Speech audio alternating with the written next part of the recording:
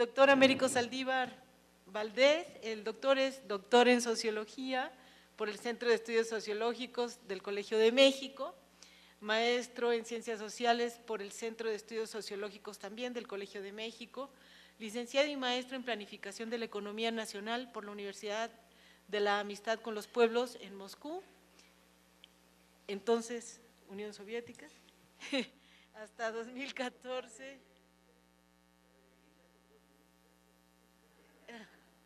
Creo que sí hay que decir.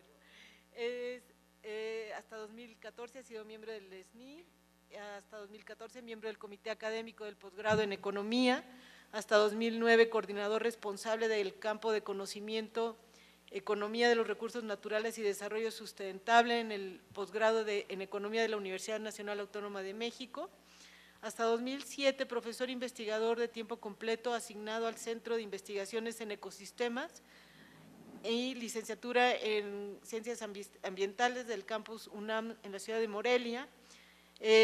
Ha sido miembro de la Comisión Dictaminadora de la Facultad de Economía de la UNAM y autor de más de 20 libros en autoría y coautoría y más de 60 artículos de difusión científica sobre los temas de agua, servicios ambientales y cambio climático. Doctor. Gracias, amigo Lupe. Muy amable. Bueno, yo 15 minutos. 15. Me había instruido para que me separara para 20. Tenemos 20. Voy a ver cómo me disciplino, porque soy también de difícil disciplina, como de alguna manera somos los norteños, broncos. José Luis lo era, que entre otras cosas era mi gran hermano, colega entrañable y paisano, además, para colmo, que veíamos las cosas codo a codo, como se acostumbraría entre los regiomontanos.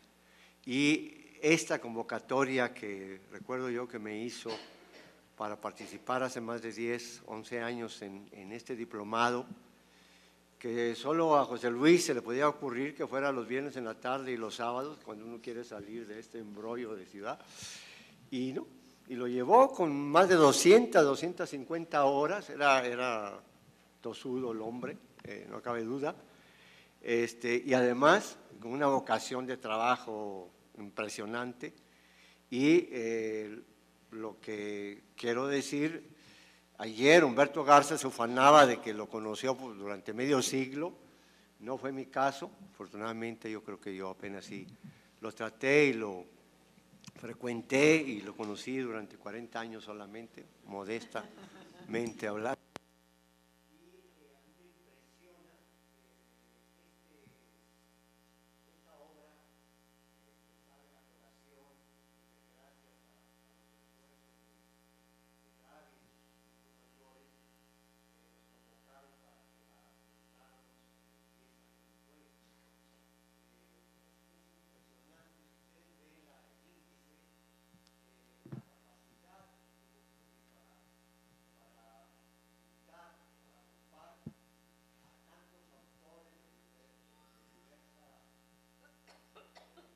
Diversas disciplinas, o sea, la capacidad que aquí se ve en este libro de la interacción de la y la interdisciplina. O sea, esta es una cosa que hay que destacar, digamos, de esta obra y que ahora, digamos, la retomamos. Y cuando se me invitó a que comentara, digamos, mis textos, dije, bueno, 10 años, yo quería hasta antes que dijera Rosalvina, 10 años no son nada para un proceso económico, para la historia de un país, para las series estadísticas, para los ciclos largos, para las ondas largas de que se habla del capitalismo y de los procesos económicos, realmente es un periodo muy corto, es apenas un suspiro, un atisbo. Sin embargo, yo dije, en mi campo, lo que yo trabajo de recursos naturales, sí importa mucho una década, infortunadamente, y parece ser que también en el tuyo, por lo que nos acabas de informar, Rosalvina. Entonces me voy a permitir leer espero breve escrito, para que no me gane el tiempo y me saquen la tarjeta roja. Al actualizar nuestro ensayo y colaboración, que en este libro se intituló De la sustentabilidad ambiental a la sustentabilidad económica, al principio, como señalé, nos pareció tarea difícil y sinuosa, pero al revisar lo afirmado a lo largo de 5 hipótesis de trabajo, encontramos, infortunadamente, que lo único que tenemos que hacer es agregar datos referentes a los malestares derivados del defectuoso crecimiento nacional y una crítica a lo que se invoca como avances y éxitos, tanto en la sustentabilidad ambiental, con el propio crecimiento económico y también en los temas de la seguridad nacional. En ese sentido, me parece que en términos del mediano y largo plazos, para los economistas este lapso representa casi la mitad de una generación y sí importa para ver procesos y orientaciones generales del modelo y las formas en que nos estamos desarrollando o mal desarrollando. Resumiendo la primera hipótesis, donde se hace una crítica al desarrollo per se y al crecimiento a costa de los recursos naturales críticos, se mencionaba a guisa de ejemplo el abatimiento de la disponibilidad de agua per cápita que de 10,000 metros cúbicos que había más o menos a finales del siglo pasado, a principios de pasamos en 3 décadas a 5,000 en año 2000. Hoy este dato es sumamente preocupante y alarmante, pues alcanza ya menos de 3,5 metros cúbicos per cápita año, que es como se mide el tema de la disponibilidad de los recursos hídricos para la población y todos los procesos, para la agricultura, etc. Tampoco el crecimiento ha favorecido el reparto del pastel o distribuido la riqueza.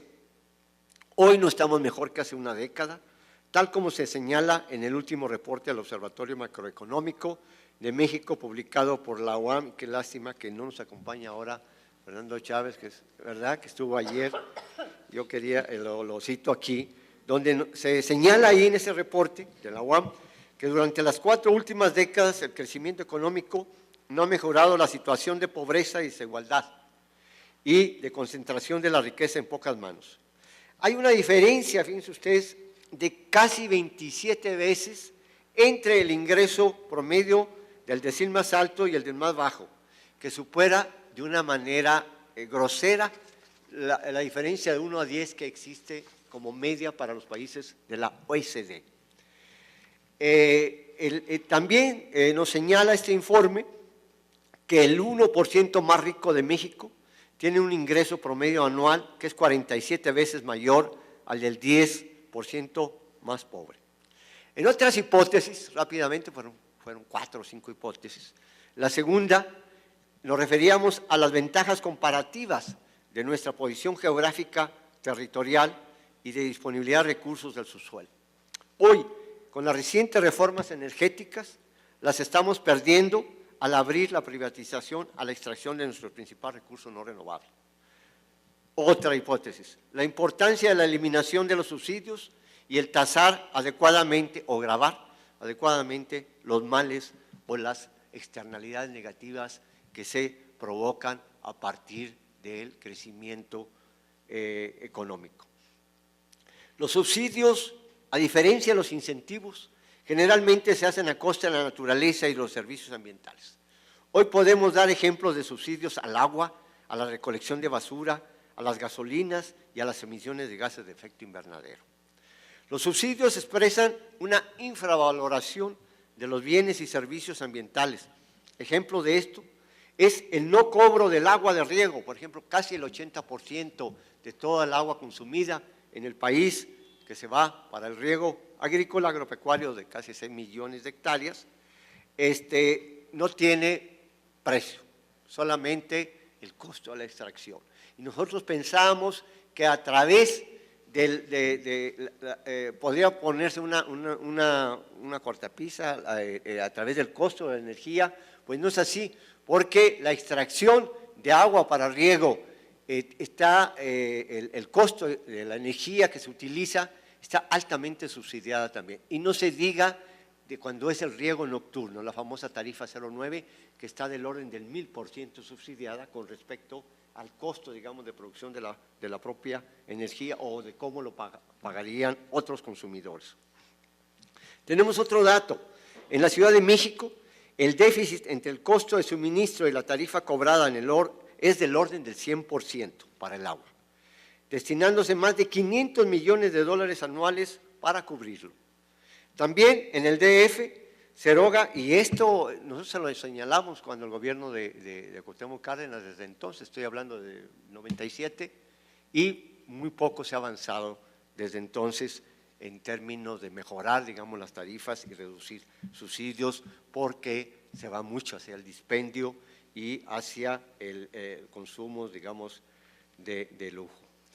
Se eroga del orden de 800 millones de pesos diarios para recolección y disposición de la basura. ¿Y alguno de nosotros pagamos por ese servicio? Creo que nadie. Se recicla menos del 15% total contra el 30% en los países desarrollados. Además de los costos económicos, hay daños a la salud y al medio ambiente. En el país, los residuos urbanos e industriales contribuyen con el 14% en la emisión de gases de efecto invernadero, que se estima en 700 millones de toneladas de CO2 equivalentes. El tema de los impuestos energéticos siguen en franca retirada o rezagados. Prueba de ello es que el 70% del total subsidiado a la gasolina beneficia a menos del 30% de los usuarios que poseemos vehículos. El desmantelamiento del pago de tenencia habla de un estímulo a los armadores, así como a la compra y uso del automóvil particular. Hay una ausencia de políticas proactivas para impulsar un impuesto compensatorio sobre el nivel de emisiones de gases de efecto invernadero por encima de la media mundial. Nosotros en esto insistíamos a los tomadores de decisiones desde época de Fox, en que México, como un país megadiverso, debería de llevar a los grandes foros internacionales esta propuesta de que los que más contaminen, más se comprometan al pago para el beneficio, digamos, de la reforestación o acciones de remediación, etcétera.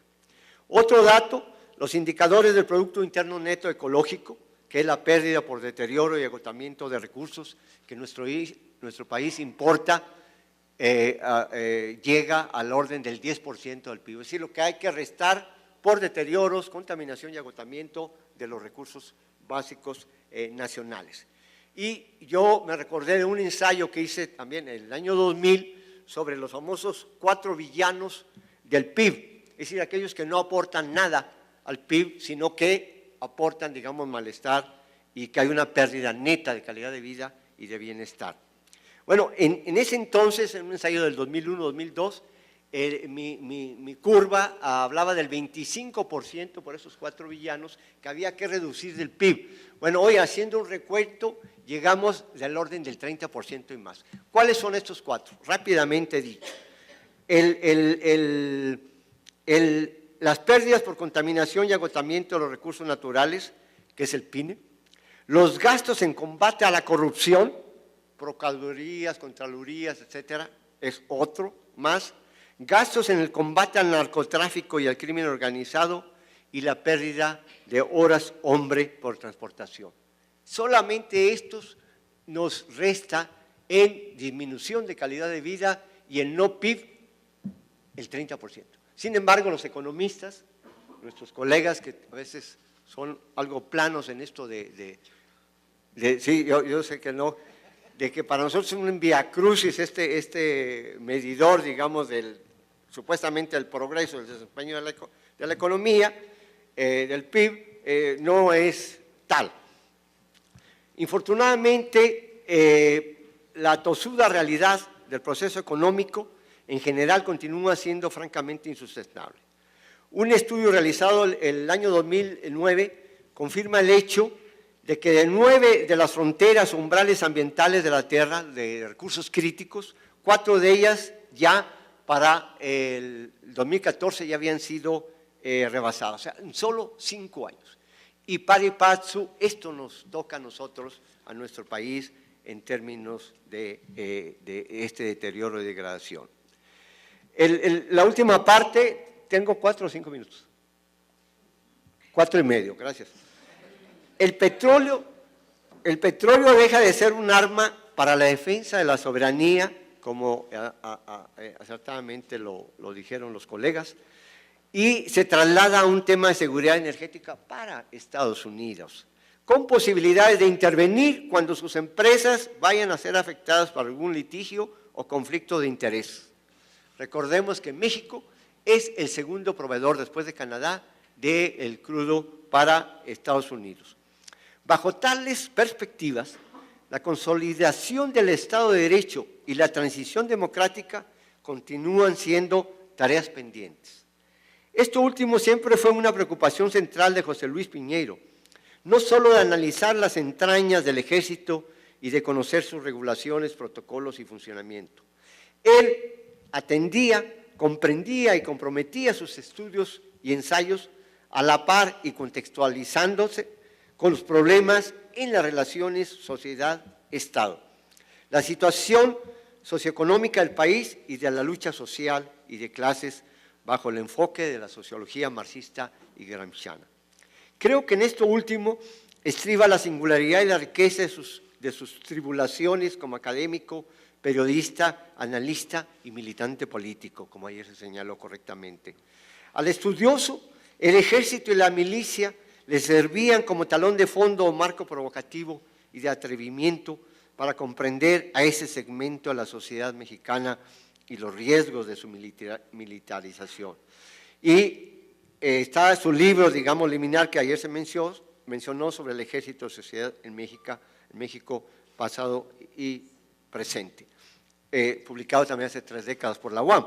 Ahí se señalaba cómo las crecientes capacidades y posibilidades de desempeñarse como una fuerza beligerante, muy influyente y activa dentro del aparato de Estado, capaz de intervenir en la mediación con los diferentes grupos sociales, reforzando a la propia burocracia política, y no sin razón. Sobre esto José Luis Piñeiro señalaba: sobrarán quienes digan que las Fuerzas Armadas están ahí listas para desempeñar uno de sus atributos constitucionales, la conservación del orden interno, intervenir si la presente crisis económica se transformase en crisis política generalizada. Piñeiro siempre tomaba las cosas con pasión, lo cual no le restaba un ápice de rigor y seriedad analíticos, al mismo tiempo que con visión de futuro y combatiendo el fatalismo geográfico. En este punto tuvo una preocupación constante, la de desenmarañar y desenmascarar el tema de la llamada seguridad nacional, despojándolo de su carácter revanchista, de guerra fría y de escudo político e ideológico para atacar los movimientos sociales legítimos y de protesta. Si comparamos el presupuesto con respecto al asignado a medio ambiente y recursos naturales y al Consejo Nacional de Ciencia y Tecnología, observamos que la cantidad asignada a la milicia el año pasado, el presupuesto, representaba el 146% superior a lo dedicado a la conservación y a los recursos naturales, a la Semarnat, al agua, etcétera, etcétera, y el 327% sobre el Consejo Nacional de Ciencia y Tecnología. Recordemos, ya estoy por concluir, que una unidad de deterioro, contaminación y agotamiento de los recursos naturales representa mayor vulnerabilidad en términos de acervo y flujo de recursos para el desarrollo ulterior, afectando, entre otras cosas, la soberanía alimentaria. Piñeiro señaló en su artículo Water and Mexico's National Security, fechado el 2005, la importancia que tenía el considerar como un tema de soberanía y de seguridad nacional la conservación y protección de nuestros recursos básicos, el hídrico y los recursos del subsuelo. Garantizar la seguridad alimentaria, la disponibilidad y gestión sostenible del agua, así como el acceso a una energía asequible, segura, sostenible y moderna, constituyen sin duda 3 importantes objetivos de la agenda del milenio, donde el objetivo 6, agua y saneamiento, constituye una de las metas ambiciosas. Al privilegiar la explotación de los hidrocarburos, su consumo y exportación sobre el medio ambiente y la naturaleza, se vulnera la disponibilidad en términos de reservas menores que disminuyen para las futuras generaciones. Esto sin duda afecta al tema de la seguridad nacional. Seguimos creciendo poco y mal. el país continúa entrampado en las tres grandes deudas nacionales: la deuda económico-financiera, la deuda ecológica y la deuda social. Ninguna de estas ha disminuido a lo largo de la última década. Al contrario, la situación de pobreza y desigualdad, cuando el 1% de la población se apropia de más del 20% del ingreso nacional, tiene y tendría muy poco interés en la aplicación de una política económica redistributiva y en reformas fiscales progresivas y proporcionales orientadas a agravar los males, a los que tienen más, y beneficiar a los bienes, digamos, sobre todo los que provienen de la naturaleza. Creemos que la seguridad nacional, por último, debe estar estrechamente vinculada con una buena gobernanza de los bienes comunes terrenales y el cuidado de los recursos naturales, sobre todo de los no renovables, energéticos, agua, bosque y biodiversidad. O bien, como se señaló en el panel de ayer, que José Luis Piñero, JLP, como suena medio feo, ¿no? Porque JLP, privilegiaba. ¿Cuáles eran estos temas que él privilegiaba? Que ayer se señaló, insistió. Seguridad interna es preocuparse por el desarrollo de recursos humanos, protección de los recursos naturales y la atención de las necesidades básicas de la población. En esto, José Luis Piñero, sin duda, fue un pionero y tenemos hoy que celebrar y darle un homenaje muy merecido. Gracias.